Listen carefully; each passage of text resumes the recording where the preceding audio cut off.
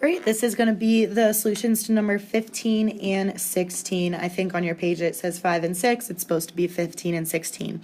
So looking at that first equation, if I tried to graph it from standard form using intercepts, I would get the same intercept 0, 0 for both the x and y. So what I'm going to do is I'm going to change it to slope-intercept form. So I subtracted 4x from both sides, divided both sides by positive 4. So I end up with y is less than or equal to negative x.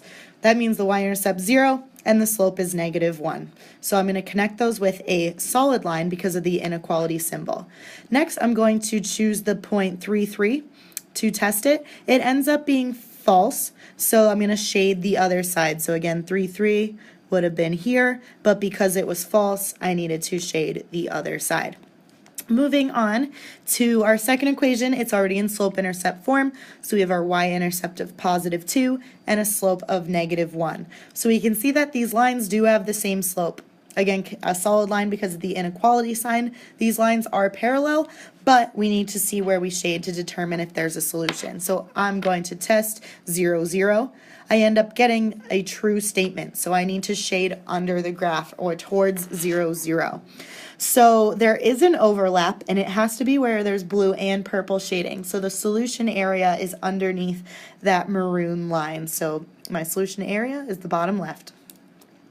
Number 16, my graph x is greater than 0 is a vertical line at 0. Because it's all values greater than that, it's going to be shaded to the right. You don't really have to test that because any x value greater than 0 is to the right of that axis. Looking at the second equation, it is in standard form, so I'm going to make an intercept table, plug in 0 for x and 0 for y. When I plug in 0 for x, I get negative y equals 5, so that means y has to be negative 5.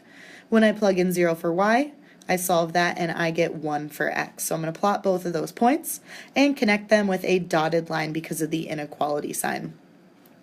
In order to shade, I'm going to test 0, 0. I get 0 is less than 5, which is true, so I'm going to shade that left side of the blue line.